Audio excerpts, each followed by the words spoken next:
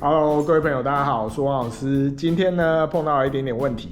那今天遇到的问题呢，就是我手上这只电卷门的遥控器。那刚才在地下室呢，用这只电卷门的遥控器来遥控电卷门，没办法有反应，就代表这个电卷门遥控器可能有点问题。那我这边按呢，它 LED 灯是有亮的，所以我在想它应该是有电。那等一下我们把它拆开来看一下。那在拆开之前呢，我先去电卷门前面示范给大家看，看它的反应是如何。夏天到了，吃一根冰棒消消暑吧。好，那我现在人呢来到了社区地下室的电卷门前面。那这是我们要遥控电卷门。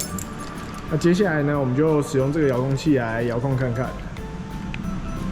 我们这样按上去呢，它是完全没有反应。那这边这台机器呢，如果有反应的话，它指示灯会亮起来。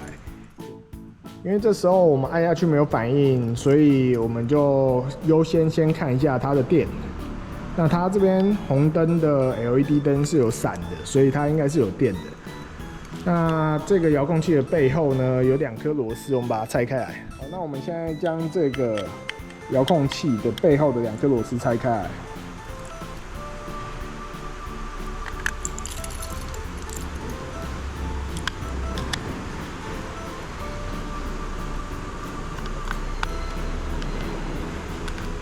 那我们现在呢，已经把这个遥控器后面这2个螺丝已经转开来了。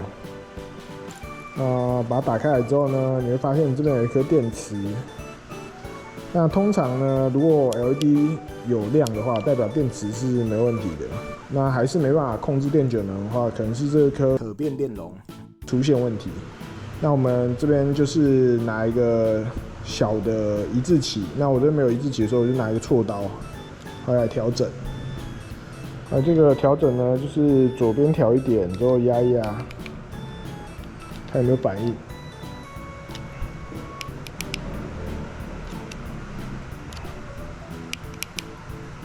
慢慢调。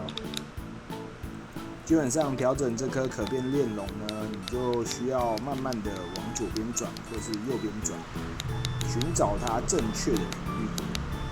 边转的时候呢，边按一下电卷门的开启键，直到电卷门有反应为止。好，刚才这边转了很久，还改变这一颗可变电容，终于找到了它正确的频率。那我现在呢，就可以使用这个遥控器来控制这个电卷门，没有问题。压的时候它会响 ，OK， 没问题。好，那我们现在再测试一次。好，电卷门起来。那我现在已经把这个电卷门的遥控器修好啦。接下来我们就把它锁回去吧。好，那我们现在就把它锁回去吧。先把这个上盖把它盖起来，合好，之后再把刚刚的2颗螺丝呢，把它转起来。好，那我们这样子遥控器就修好啦。谢谢你的收看，我是王老师，我们下次见，拜拜。